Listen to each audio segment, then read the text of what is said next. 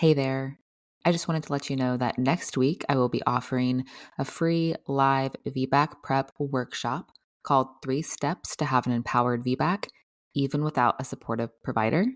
The two sessions will be on Wednesday, October 9th at 12 p.m. Eastern Standard Time. The second session is Tuesday, October 15th at 2 p.m. Eastern Standard Time. You don't have to attend both. You can attend either one, or you can attend both if you'd like. Again, this will be live.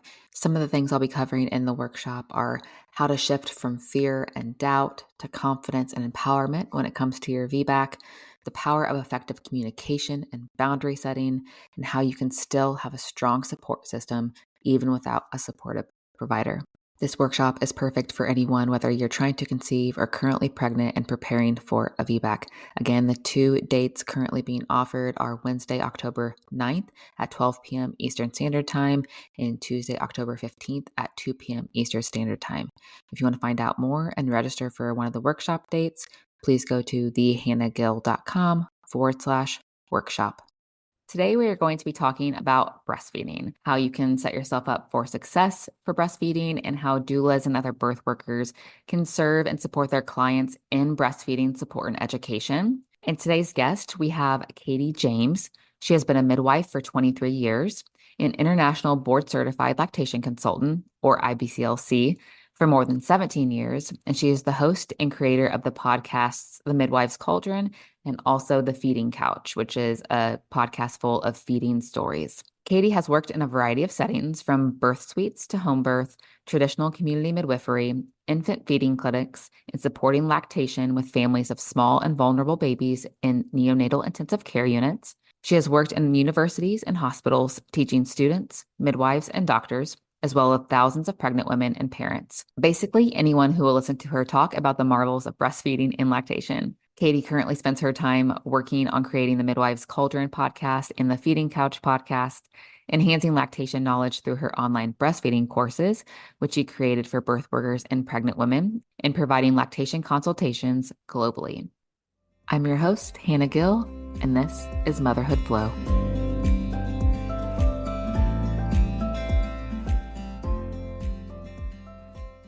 Hi, Katie. Thank you so much for being here. Welcome to the show. Hi, Hannah. It's such a pleasure. Thank you. So could you just start off by going into a little bit of how you got into midwifery and became an IBCLC and kind of what led you to that as a career? To be honest with you, I did not get the grades I should have got to become a physiotherapist. So I knew I didn't want to be a nurse. Mm-hmm. And I thought, well, midwifery sounds kind of interesting. And that kind of how I started this career, I fell into it at 19. Oh, And wow. That's then, early. yeah, I mean, I started to be a midwife, took a year out of school, was an au pair, Germany, and then became a midwife. And then actually what happened is I have a strange body that does strange things, and I could no longer do home births and the physicalities of birthing. And so I kind of fell into breastfeeding. They didn't know what to do with me at the hospital. And they said, oh, we're going to start this breastfeeding clinic. And no one really had an interest in breastfeeding. And they said, oh, you can do that. And I was this kind of fresh-faced midwife. And I thought, gosh, I don't actually know that much, but I'd always loved it. Mm-hmm. And that was it. That was the beginning of the journey into breastfeeding. So I was thrown into things and just had to make good, and then realized I love supporting women and families.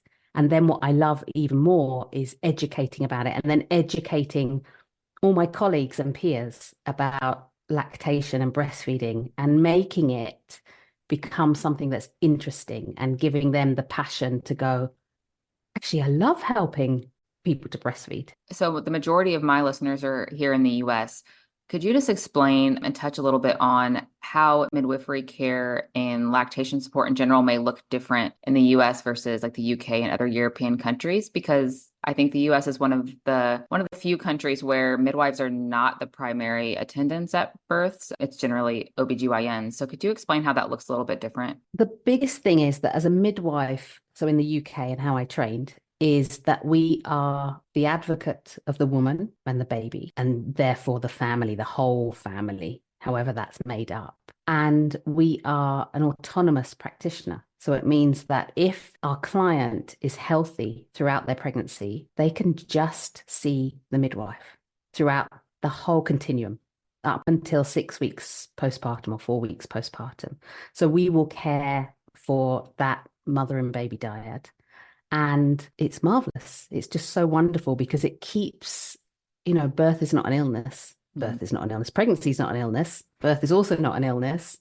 And it keeps things within the realm of the physiological, the normal, if we want to use that word. With the medicalized model of seeing the OBGYN and maybe an obstetric nurse alongside or a midwife alongside, it tends to be much more of the medicalized model. So midwives traditionally have a very similar role to doulas in that support role, education role. We're not seeing, as I said, pregnancy as an illness.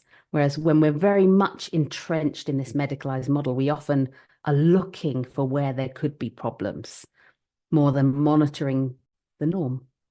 So it is a very different model. I mean, that's, many, many podcasts to explain that. Right. And what we know from research is that the outcomes are very different with midwifery care versus obstetric care. And as far as lactation support, does that look any different in different countries, or is that kind of the same regardless on how it's supported? Like, are IBCLCs automatically in the hospital for all women to see? Is it something outside of the hospital, or what does that look like? In terms of the qualification, it's international. So international board certified lactation consultant, it's a mouthful, hence IBCLC. And there's many now varieties of breastfeeding counselor, breastfeeding specialist. IBCLC is kind of the highest qualification, and it guarantees that you're getting a certain amount of knowledge. So throughout the world, if you have someone who's with that qualification, they will have done the same standardized training. How it works in terms of how many IBCLCs per capita there is, there's not so many in the UK and Ireland and Spain and Italy, for example, but there is quite a large number in Australia and America. And Okay. so they're in a lot of hospitals. However, the staffing isn't always that 7 days a week, 24 hours a day, there's an IBCLC available for breastfeeding specialized support because there's still, breastfeeding still is, we could talk about the postpartum services or postnatal time as the Cinderella services. Like Mm. all the money, all the emphasis is put in antenatal care or prenatal care and birth. Yeah. And then it's a bit like, good luck with that. Right. See ya. And then breastfeeding is almost even further down the list. And so if there is a lactation consultant in the hospital, then marvelous, but they're probably 4 days a week that they cover, or, 9 till 4, 7 days a week, if we're really lucky.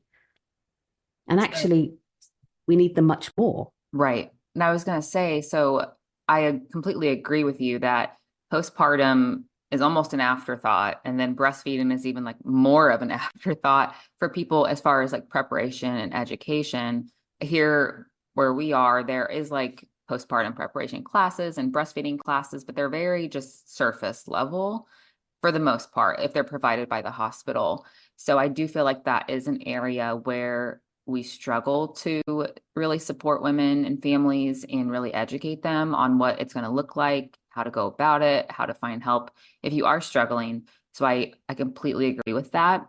Do you feel like that's like the biggest challenge as a lactation consultant and supporting clients, or what do you feel like the biggest challenge for you is as you practice and help people? I think you've hit the nail on the head in terms of where a lot of difficulties come from. And obviously, with anything, there's only so much we can absorb and learn before we have an experience. However, if we take the kind of bog standard setup of prenatal classes, it's often like 6 or 8 hours altogether for preparing for labor and birth. And then it's kind of tacked on 2 hours for postpartum, including breastfeeding. And, breastfeeding is something that hopefully will go on for many months and even years for some people. And I think sometimes when we haven't had the full understanding of the basic physiology of how things get going, get started with the breast tissue, then it's really difficult to understand if things don't go according to plan, what simple measures and steps someone can take to put in place. So that is a big challenge. And you talk to any IBCLC and they will say, gosh, I wish everybody would acknowledge that they needed more education Mm. or that we were able to provide it in hospitals.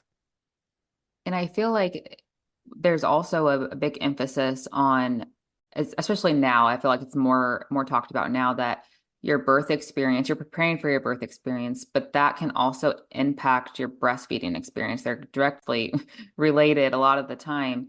Um, so I feel like it would be of great benefit to kind of show in these classes how that may look depending on the type of birth you have and what interventions you may have and how that may look if you have a premature baby and you're in the NICU and how that's going to vary. And when someone's not educated and supported on that, they may get to a certain situation. Maybe they had an early birth or an extremely traumatic birth, and then all of a sudden breastfeeding isn't going how they felt it would go because of these certain circumstances. So I do feel like there needs to be an emphasis on how breastfeeding can look physiologically and in like a textbook case scenario, but also if these other situations were to happen.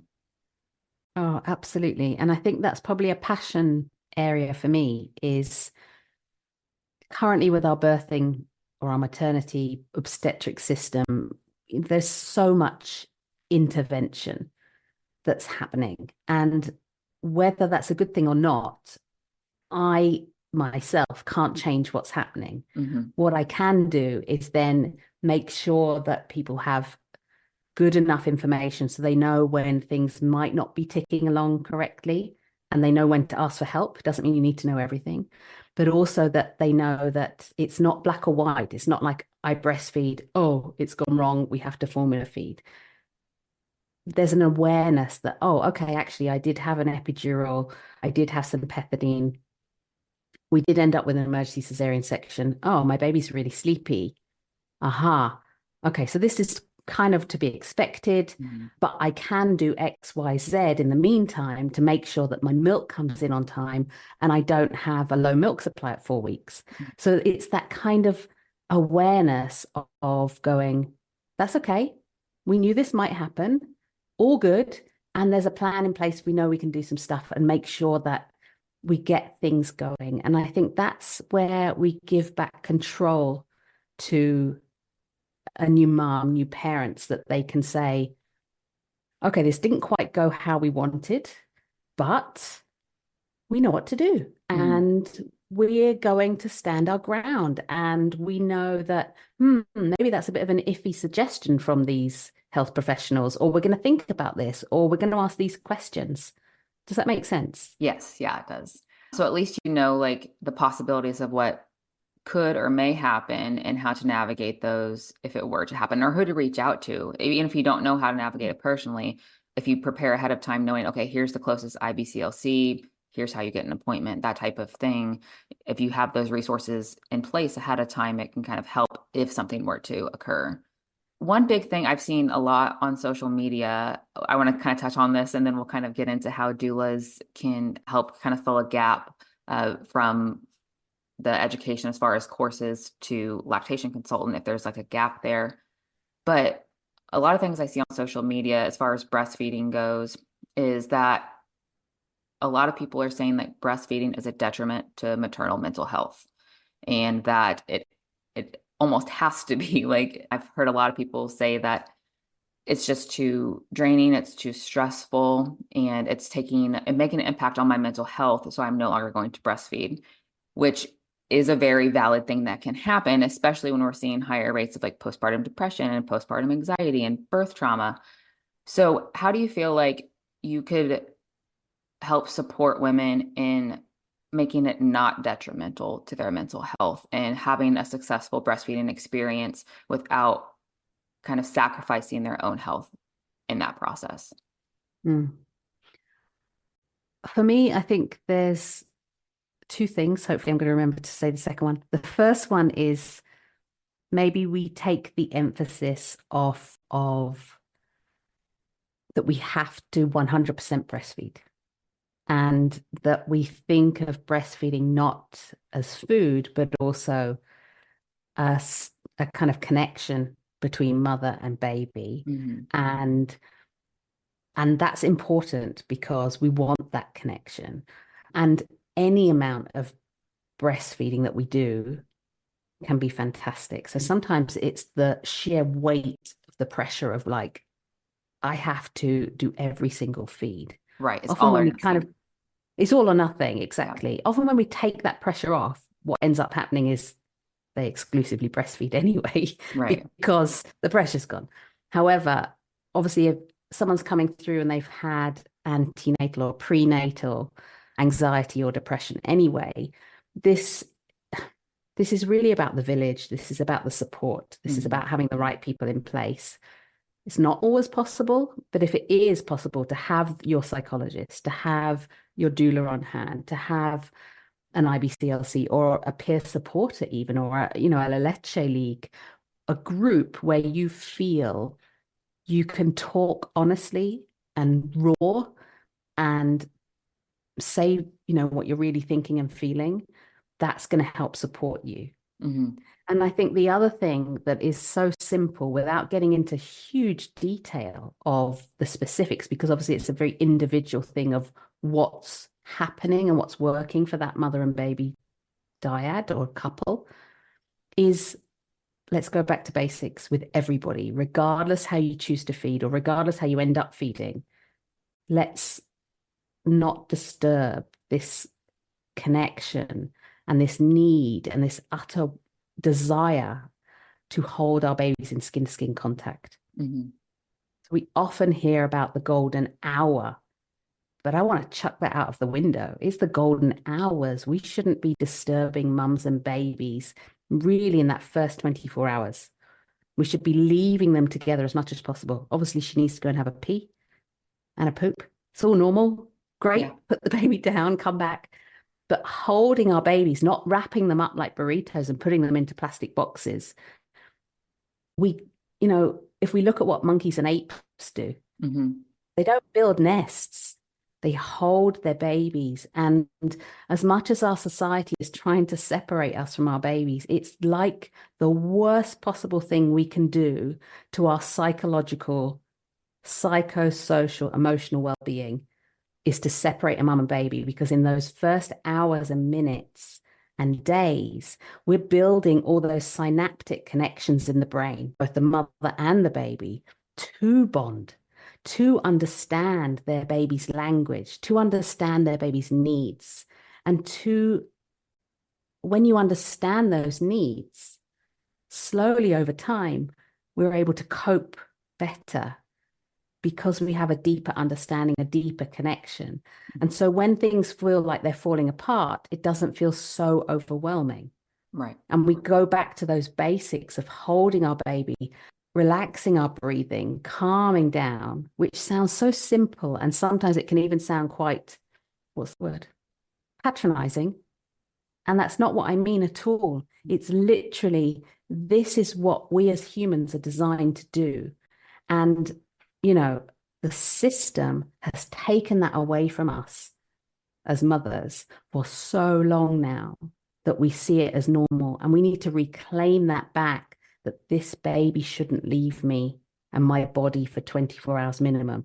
And then you're not spoiling your baby by holding them as much as possible. Hmm. There's no such thing. And I think something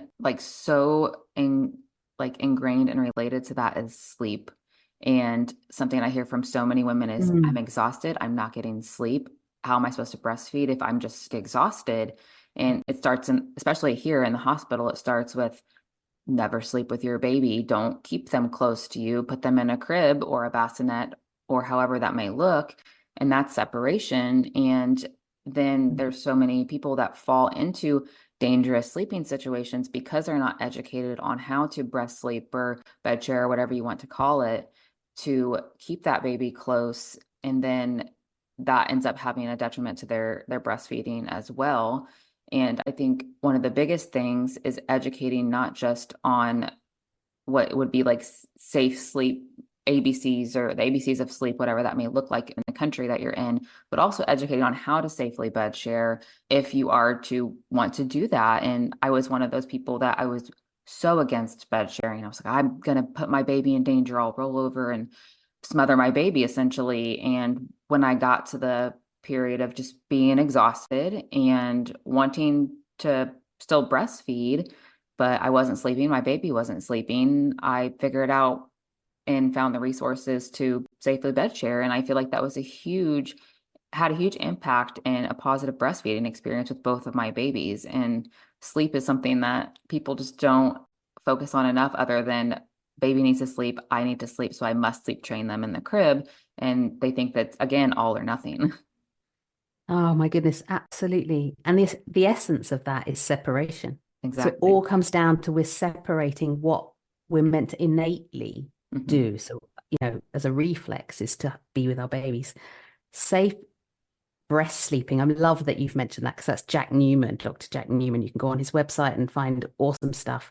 He talks about this. There's also a Professor Helen Ball in the UK, and there's some really, really excellent, well written, but from the research, written for parents about how to do it and why to do it. And evolutionarily, oh, I actually said that word correctly. Evolutionarily, why we are designed to sleep with our babies. There are certain circumstances when it would put the risks up if we're not breastfeeding or if we're taking certain medications, for example. And so it's good to know the list. But exactly like you said, more often than not, it's actually safer to sleep with our babies. And we're designed to. We actually adopt certain positions and we don't sleep in the same deep state because there's oxytocin flowing through us. And so we actually protect our babies in the position that we sleep in. It's all sorts of wonderful things. Hmm. And what they saw as well when they've done these studies is that mums and babies who did bed share, those babies actually breastfed more often than the ones who were separated, Hmm. like they were in a bassinet. Right. However, the mums who bed shared reported having better sleep. Oh, yeah. I slept great because Yeah, my son just nursed whenever he wanted and I didn't need to do anything. because you're designed to kind of, that kind of half awake sleep that you might Yeah. look at the alarm clock and go, oh, yeah, it's 3:30. And you go straight back to sleep. You barely remember it. Yep. That's the kind of level of sleep that you're in. So you can be alert to your baby really easily Right. if you're not under the influence of alcohol or drugs, et cetera, et Right. cetera. And that's what the hormones do. They keep us in this state because for thousands of years, That's what you had to, that was the that's only where we option. slept. Yeah. If you are preparing for a VBAC, I have put together a free guide to help you in your preparation. It's called Preparing for a VBAC, your first three steps to an empowered birth experience. This guide will walk you through the first three steps that you need to make on your VBAC preparation journey, and it'll make the whole process a lot easier and more straightforward for you. So if you want to grab that guide, go to thehannahgill.com/first steps. Again, that is thehannahgill.com/first steps. And I think, just like you said, just emphasizing that education and support ahead of time, knowing this could be a possibility so you don't end up asleep with your baby in a recliner or whatever in those unsafe situations that everyone is so fearful of. Yeah, that's a big one, is the education piece. And I feel like there is a kind of a gap, especially here in the US. It could be there as well, probably even more in the UK, because there aren't IBCLCs in the hospital 24/7.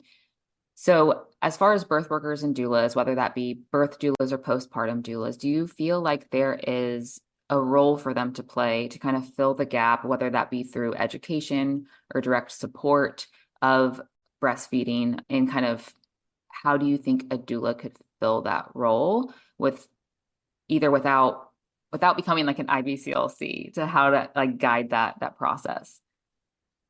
I think doulas can be an awesome addition.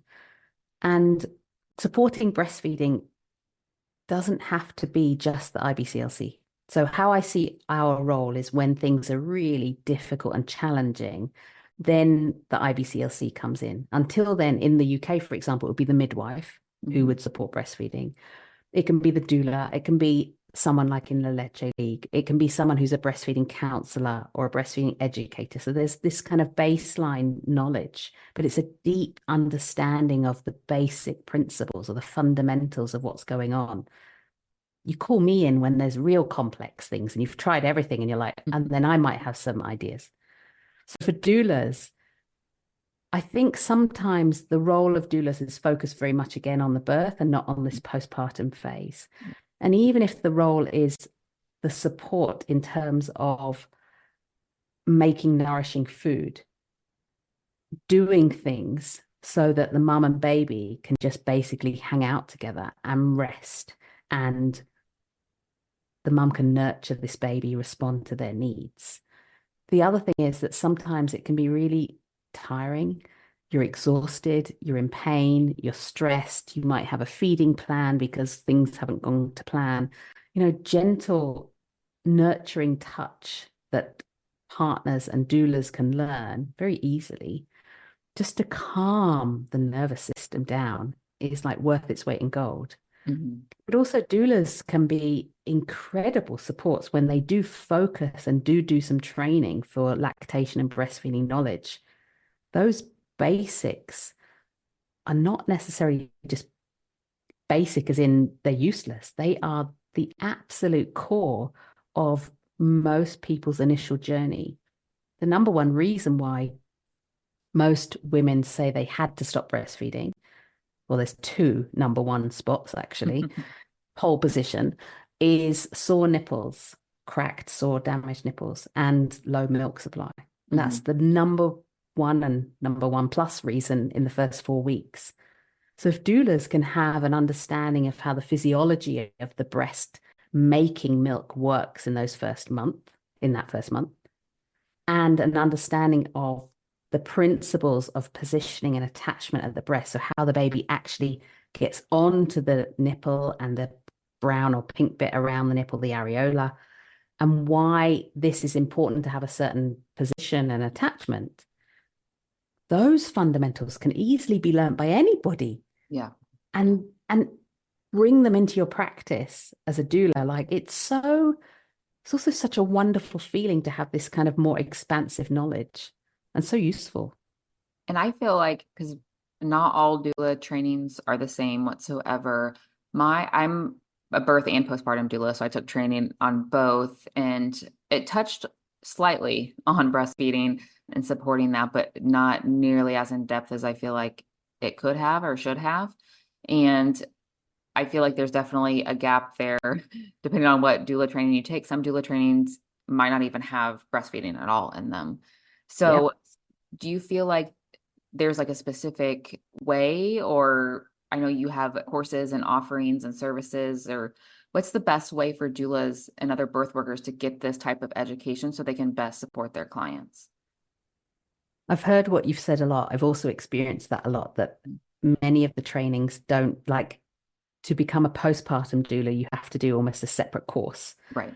And that's a huge expense of time and money often. And sometimes doulas are like, do I want to dip my toe into that? Not really sure. I offer a course, and I've had many questions from like well-qualified doulas, breastfeeding counselors, breastfeeding peer supporters. They're like, does your course, why is it different? And I suppose what I've said and what I've seen over the last couple of years that I've been running it, and the feedback is that I've taken this kind of 20, 25 years of knowledge of seeing what we've been training in the hospitals, to the midwives, to the doulas, to the breastfeeding counselors, and gone, do you know what? We are really missing out this basic fundamentals, like I'm talking about, exactly what I just said. And so to dip your toe in, of course, I'm going to say you can do my course. Of course I am, but there are lots of courses out there. But I suppose my angle is I've seen this education being given for years and years. Where have we got these massive gaps? And that's what I address, is the gaps. And the feedback has been marvelous that people are able to put this into practice immediately, whether they're an osteopath, a doula, a midwife, and they're going, God, I actually feel confident now. I'm being asked all these questions. And now I've got like, oh, I've got the clue. Right. And I feel like because I've had clients specifically ask me as a birth doula, not even as their postpartum doula, like, can you help me get started breastfeeding? Yeah, And of I course. mean, thankfully, I've had my own two experiences breastfeeding. So I have that additional knowledge and experience just from doing that myself. But my course, my training course for becoming a doula did touch briefly on it. But I'm sure there's some doulas who may not have children yet, or maybe they didn't breastfeed their children, and maybe their course didn't cover breastfeeding at all. And if their client asked them that, they would be like, I guess, I don't know. I'm sure. And they would try to figure it out, but that doesn't mean that they would be able to support their clients in the best way possible that's going to serve them. For me, I don't feel like birth and postpartum can be separated. Like They can't, we're they really can't. transitioning into motherhood, Yeah. and it's like it doesn't end at the end of the birth. It Hmm. doesn't end when the placenta is birthed. It's like it just begins. Yeah. So to have those core skills, even some basics, then you're just going to start building on it because you'll find that you love it and it's incredible to be able to then support your clients in that way, which you've probably found as well. Hmm. And like you said, I mean, the birth is generally a day or a couple days or however long it may last. The pregnancy is obviously like 9-ish months, depending on the situation. But breastfeeding could be years. And postpartum really is years as well. So I feel like Yeah. there needs to be more of an emphasis on that. And that's where women right now are really, really struggling is the postpartum period. Massively. And I think it's just being kind of ignored in terms of the news, how we report on it. Mhm. It's a bit like we don't really think about this at the moment. It's really not highlighted, but it's in a desperate state Mhm. of we don't have the villages, that we used to have. We don't have our mothers and our sisters and our friends around us. We're all at work and we're very much alone in this new world of parenthood and figuring it out. And gosh, it's hard. What do you feel like is probably the one or two most important things that people should be focusing on or doing postpartum, not just to help breastfeeding in general, but to help make the postpartum experience better in general. I think if you can be prepared and if you can think past the birth, which is a big ask, I do understand that because it becomes so like fore and center of our mind, like everything's about the birth and the labor. But if you can prepare and you can gather your village and you can, talk to your friends, like we have this whole big movement. Sorry, it started from you guys in the States with the baby showers, and it drives me crazy. It's like you don't need a bloody breast pump. Sorry, I said the word. You're Um, fine. you don't need a breast pump. You don't need a rocky swinger thing necessarily. A sling and some secondhand blankets and some secondhand clothes that you can put in the washing machine. Like, really, they're going to grow out of them in a month or so. Hmm. We need to have our focus on the mum. We need to take our focus off the baby in the Because that's postpartum. the mother is going to focus on the baby. Everyone else needs to focus on the Yes. mother. Exactly. And so, can we just start having these baby showers as like a made up gift certificate that says, I will provide you with 10 meals over 10 weeks or 10 meals over 5 weeks. I will come round and vacuum once a week. I will come round, whatever. These mundane, really boring things.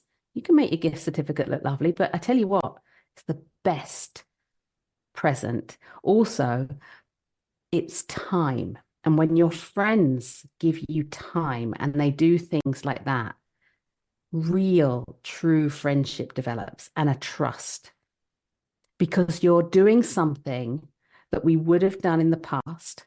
Mhm. And yet then there's this kind of, I'm just going to clean around. Oh, I might just, pop a wash on for you. And then it's this kind of sisterhood or grouphood, whoever's Right. coming in.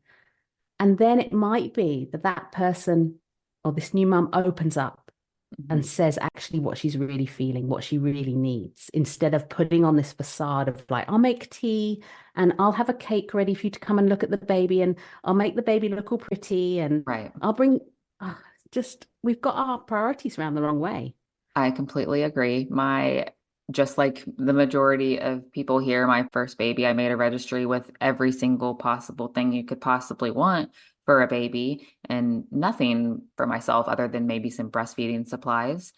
My second one, I registered for money for postpartum and birth doula support. So Perfect. that It was is like, money well spent. mhm, And if you don't have that, then stocking your freezer as soon as possible so that you've got food. mhm, Maybe also writing in a book, like little, like you'd write affirmations for birth.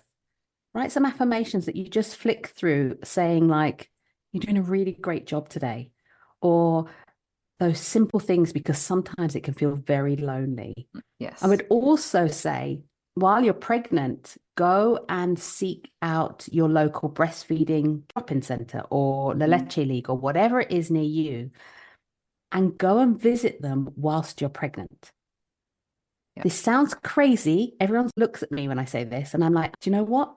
When you're in the early postpartum, suddenly sometimes we can get this anxiety of like, oh my God, I don't want to meet new people, or I'm so tired, or look at my hair, I can't possibly go out. right. But if you've already been to that group and you've seen a couple of people, it's not so daunting. Hmm. It's not so scary. It's not the unknown.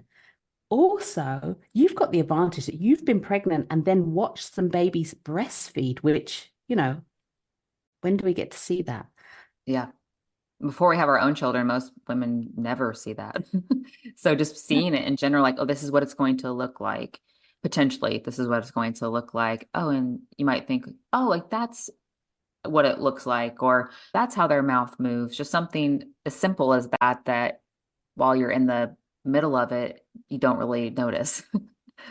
Yeah. And you're going to hear, like, if you stick around for the hour or 2 hours, have a cup of coffee, and you're going to hear so many different conversations from women whose babies are 2 weeks old to, new parents whose babies are 6 months old or two Mhm. years old.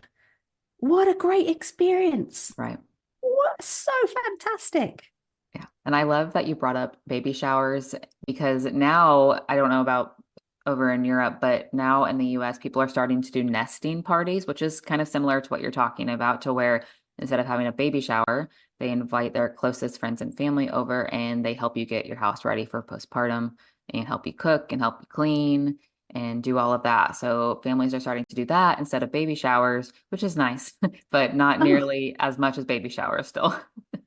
I love it. We need to make a nesting movement, but it also Yes. needs to continue postpartum, not just before the baby Right. comes. Yeah. And Brilliant. another big thing that because we are talking about registering for all this stuff. I don't know how popular it is in the UK, but the SNU is a big thing here in the US, and people are paying thousands of dollars for this bassinet that rocks your baby to sleep for you.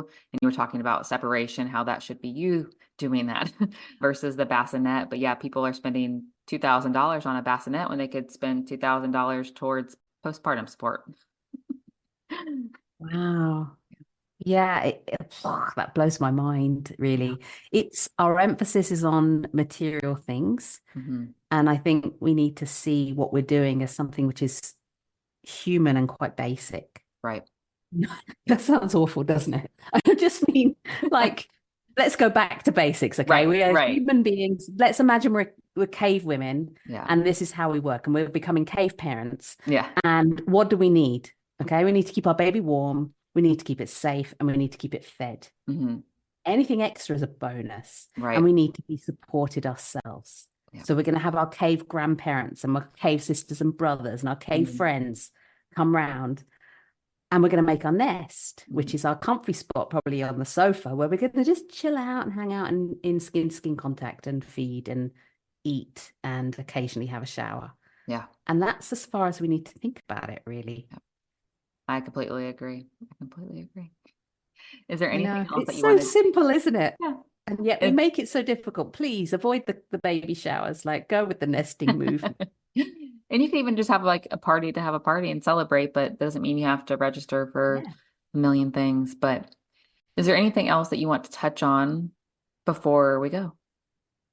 I think, I mean, the whole emphasis has been kind of education, either for doulas or for those who are pregnant and about to embark on this journey, and also their partners. I think that's important, is whoever is the birth partner. Often if someone does decide to do a breastfeeding class course as an extra, they assume it's just for them. Whereas the birth preparation classes, they'll take someone with them, whoever's going to be the birth partner, to be their advocate. Where if you choose to do a birth course, make sure you put your partner through it as well. It sounds like an awful, arduous task. It's not. It should be a fun, engaging task. But make sure they're listening as well.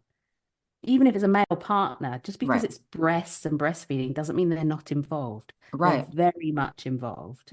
And also there can be then a greater understanding of how they can support you going through this, and then not feeling left out. Because that's a big that's a big thing about the partner may not feel like they're bonding with the baby if the mother's breastfeeding. And I do feel like education and awareness surrounding the breastfeeding journey and postpartum and everything really is so important for partners to know, because they're like, if my husband didn't know anything about breastfeeding or birth or postpartum and wasn't there to support me, I may not have breastfed as long as I did. But if he's encouraging me and reminding me about, oh, well, we learned this in the class, or we talked about this, then they're more of a support for you. And you're probably more likely to continue the journey in a more positive mindset and a positive light than you would be if you didn't have that support there.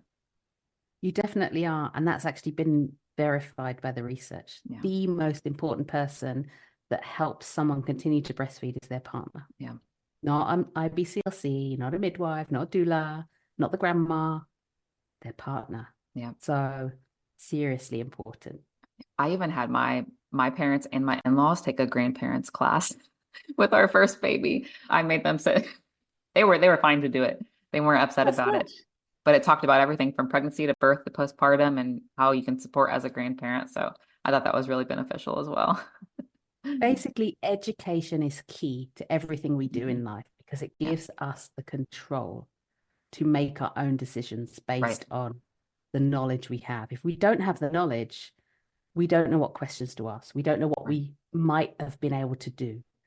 If we've got that knowledge, even if we have a little bit of understanding, we have more advocacy in ourselves. So we have the power within ourselves to move forward with the decisions we want.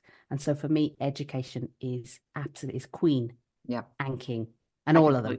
All the royals. Agree. All right. So where can people find you? I know you have multiple podcasts now and website, Instagram. Where can people find you, listen to you, work with you? I'll start with The Midwife's Cauldron is a podcast. And I have a new one called The Feeding Couch, which is about feeding stories. But also you can find me at The Midwife's Cauldron on Instagram. And you can go to my website, which is katiejames.site. And it's James like James Bond.